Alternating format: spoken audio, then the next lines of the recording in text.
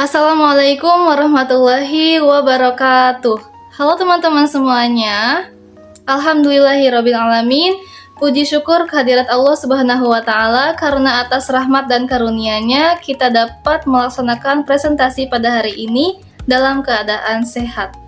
Sebelumnya, perkenalkan saya Siti Nur Kamilah dari Program Studi Pendidikan Guru Madrasah Ibtidaiyah dengan NIM C 202403026.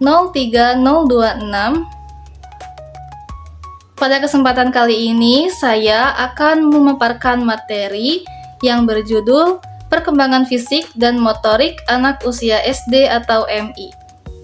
Nah teman-teman, sebelum memasuki materi, saya ingin mengajak teman-teman untuk membayangkan sesuatu. Pernah tidak melihat anak kelas 1 SD yang masih belum bisa memegang pensil? Atau ada anak lain yang sudah bisa lancar menulis dan tulisannya itu sangat rapi? Atau ada anak SD yang sudah bisa berlari? Atau juga ada anak SD yang masih belum bisa berlari dengan cepat. Nah, perbedaan itu bukan merupakan karena ada anak yang lebih sehat, atau ada anak yang lebih pintar, atau ada anak yang kurang sehat, atau anak yang kurang pintar. Itu semua disebabkan karena perbedaan perkembangan fisik dan motorik anak. Jadi, setiap anak itu memiliki perkembangan fisik dan motorik yang berbeda-beda. Sebagai calon guru MI, kita harus memahami hal tersebut agar tidak salah memberikan penilaian terhadap peserta didik. Baiklah, langsung saja kita masuk ke materi yang pertama. Nah, teman-teman, sebetulnya perkembangan fisik dan motorik itu saling berhubungan tetapi memiliki arti yang berbeda. Yang pertama ada perkembangan fisik. Perkembangan fisik adalah perkembangan pada tubuh anak, misalnya berat badan meningkat, tinggi badan bertambah, otot semakin kuat, tulang semakin kuat, dan organ tubuh semakin matang. Contohnya ada anak yang baru masuk kelas 1 SD. Saat itu tubuhnya masih kecil. Setelah beberapa tahun di SD, tubuhnya semakin kuat dan besar. Nah, itu merupakan contoh perkembangan fisik. Oke, sedangkan perkembangan motorik adalah kemampuan anak dalam menggerakkan tubuhnya. Motorik itu terbagi menjadi dua. Ada yang namanya motorik kasar dan juga ada yang namanya motorik halus. Nah, yang pertama ada motorik kasar, yaitu gerakan tubuh yang menggunakan otot besar. Contohnya berlari, melompat, memanjat. Sedangkan motorik halus adalah gerakan tubuh yang menggunakan otot kecil. Contohnya seperti menulis, menggambar, dan mengancingkan baju. Jadi sebagai guru MI, kita harus bisa memahami ketika ada anak kelas 1 MI yang masih belum bisa menulis dengan rapi, itu bukan berarti pemalas, bisa jadi karena perkembangan motoriknya itu masih berkembang sehingga perlu latihan dan stimulasi. Selain itu, perkembangan motorik juga dipengaruhi oleh sistem saraf. Artinya, bukan hanya otot yang bekerja, tetapi otak juga mengatur setiap gerakan tubuh. Perkembangan fisik dan motorik itu saling berkaitan satu sama lain. Tubuh yang sehat akan mendukung kemampuan bergerak, sedangkan aktivitas gerak akan membantu menjaga kesehatan tubuh. Selanjutnya kita masuk ke ciri-ciri perkembangan fisik dan motorik anak usia MI atau SD. Ciri yang pertama yaitu tinggi dan berat badan meningkat secara bertahap. Walaupun pertumbuhannya tidak secepat balita, tetapi setiap tahunnya itu akan mengalami perubahan. Yang kedua yaitu otot semakin kuat. Contohnya, anak sudah bisa mulai membawa tas sendiri, berlari dengan lebih cepat, dan juga bisa mengikuti pelajaran olahraga dengan lebih baik. Kemudian, yang ketiga yaitu koordinasi tubuh semakin kuat.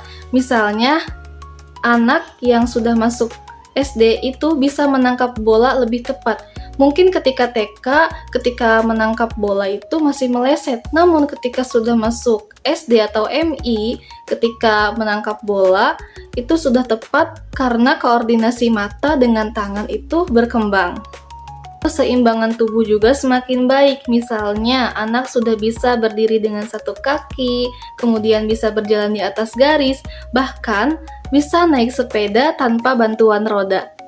Kemudian, kemampuan motorik kasar juga berkembang. Jadi, anak itu lebih aktif bermain. Mereka senang bermain kejar-kejaran, lompat tali, bermain bola, dan lain sebagainya. Sedangkan motorik halus juga berkembang, tulisan mereka jauh lebih rapi dibandingkan dengan awal masuk sekolah. Gambar yang mereka buat juga lebih detail. Yang menariknya, anak usia SD itu cenderung senang bergerak.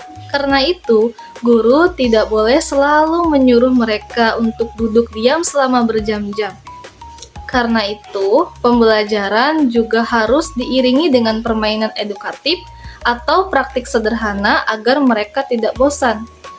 Selain karena membuat pembelajaran lebih menyenangkan, kegiatan tersebut juga membantu membuat perkembangan fisik dan motorik anak berkembang.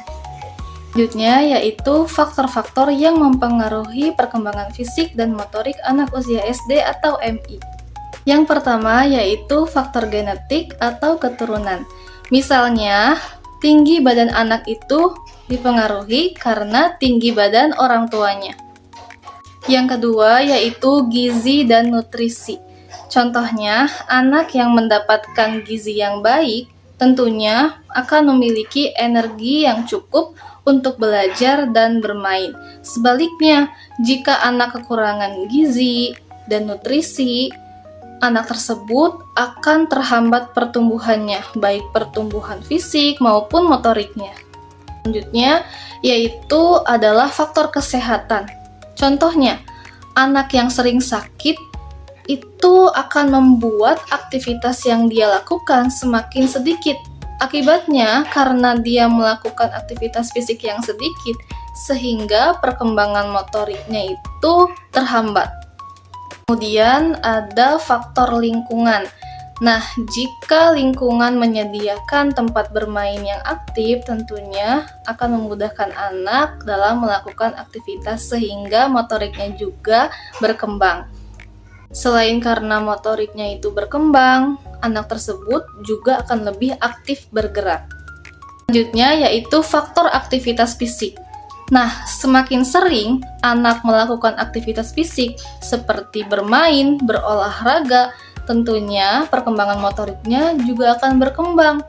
Apabila sebaliknya, anak kurang melakukan aktivitas fisik, kurang bermain, kurang berolahraga, tentunya motoriknya juga akan terhambat. Yang tidak kalah penting adalah peran guru dan orang tua.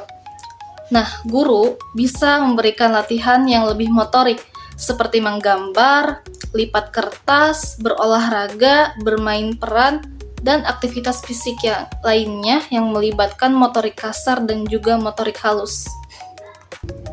Sedangkan orang tua dapat mendukung dengan memberikan makanan bergizi dan bernutrisi, mengajak anak bermain, dan libatkan anak untuk melakukan aktivitas gerak supaya gerakannya itu lebih aktif. Terakhir adalah faktor psikologis. Anak yang lebih percaya diri biasanya lebih berani untuk melakukan aktivitas fisik dibandingkan dengan anak yang takut, pemalu, sehingga dia itu kurang berani untuk melakukan aktivitas fisik. Baik teman-teman, dari pembahasan tadi dapat disimpulkan bahwasannya perkembangan fisik dan motorik itu merupakan bagian yang sangat penting untuk kehidupan anak usia SD atau MI. Perkembangan fisik itu fokusnya merupakan pertumbuhan tubuhnya, sedangkan motorik itu adalah kemampuan menggerakkan tubuh. Keduanya itu dipengaruhi oleh banyak faktor seperti faktor genetik, lingkungan, gizi, aktivitas fisik, faktor psikologis, serta dukungan dari guru dan kedua orang tuanya. Sebagai calon guru, tugas kita itu bukan hanya mengajarkan materi pelajaran, tetapi menciptakan pembelajaran yang melibatkan perkembangan fisik dan perkembangan motoriknya agar bisa berkembang secara optimal. Apabila kita renungkan kembali, perkembangan fisik dan motorik itu bukan hanya menjadi tanggung jawab anak itu sendiri, tetapi menjadi tanggung jawab kita sebagai guru, sebagai orang tua, dan juga sekolah, bahkan lingkungan sekitar. Semua pihak memiliki peran penting dalam memberikan kesempatan kepada anak untuk tumbuh dan berkembang secara optimal. Oleh karena itu, kerjasama antara keluarga dan juga sekolah itu sangat diperlukan agar anak tumbuh sesuai dengan tahap usianya. Sebagai calon guru madrasah ibtidaiyah, menurut saya materi ini sangat bermanfaat karena nantinya kita akan berhadapan langsung dengan peserta didik yang memiliki karakteristik dan kemampuan yang berbeda-beda. Ada anak yang aktif bergerak, ada anak yang pendiam, ada anak yang mudah memahami materi pelajaran, bahkan ada anak yang lama dalam memahami materi pelajaran atau lama berkembangnya, membutuhkan waktu yang lama untuk menyerap apa yang dia pelajari. Perbedaan itu bukan merupakan untuk dijadikan sebagai bahan membanding-bandingkan, karena pada dasarnya perkembangan motorik dan perkembangan fisik anak itu berbeda-beda. Sebaliknya, kita harus memberikan kesempatan kepada seluruh peserta didik agar mereka tumbuh sesuai dengan potensi yang mereka miliki. Dalam proses pembelajaran nanti, guru juga perlu menciptakan suasana pembelajaran yang aktif, kreatif, dan menyenangkan. Pembelajaran tidak harus selalu dilakukan dengan cara duduk diam dan mendengarkan penjelasan dari guru. Sesekali guru dapat mengajak siswa untuk melakukan permainan edukatif, praktik sederhana, kegiatan olahraga, atau kegiatan di luar kelas yang tetap berkaitan dengan tujuan pembelajaran. Dengan cara tersebut, perkembangan fisik dan motorik anak akan terus terlatih tanpa mengurangi tujuan akademik yang ingin dicapai. Selain itu, guru juga harus memiliki sikap sabar dan peka terhadap setiap kondisi dari setiap karakteristik peserta didik. Misalnya, ada anak yang tulisan tangannya belum rapi, kesulitan dalam kegiatan olahraga, atau kesulitan dalam kegiatan tertentu, guru itu jangan langsung memberikan penilaian yang negatif. Nah, justru guru itu harus mencari tahu penyebabnya. Apakah karena memang perkembangan motorik dan fisiknya itu belum optimal, atau karena kurang percaya diri, atau karena kondisi kesehatan, atau kondisi lingkungan. Nah, ketika kita sudah tahu penyebabnya, dengan memahami penyebabnya, kita bisa memberikan pemahaman dan stimulus yang tepat agar anak merasa dihargai dan lebih percaya diri untuk terus berkembang. Materi ini juga mengingatkan kita bahwa keberhasilan pendidikan itu tidak ditentukan oleh nilai raport atau prestasi akademik saja. Anak yang sehat, aktif bergerak, kemudian mampu bersosialisasi dengan teman sebayanya, dan juga perkembangan fisik dan motoriknya itu baik, itu juga merupakan keberhasilan pendidikan. Jadi, oleh karena itu, kita sebagai calon pendidik, sebagai calon guru, harus melihat kemampuan perkembangan anak, seluruh perkembangan anak. Bukan hanya kognitifnya saja, tapi secara menyeluruh. Harapan saya, setelah kita mempelajari materi ini, kita bisa memahami bahwa pentingnya materi ini untuk perkembangan fisik dan motorik pada anak usia SD atau MI.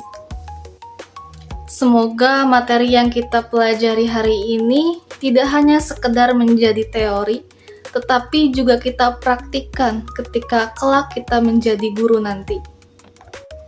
Dengan demikian, kita dapat membantu peserta didik untuk menjadi generasi yang sehat, aktif, percaya diri. Sekian presentasi yang dapat saya sampaikan. Kurang dan lebihnya mohon maaf. Wallahul muwafiq ila aqwamit thoriq. Wassalamualaikum warahmatullahi wabarakatuh.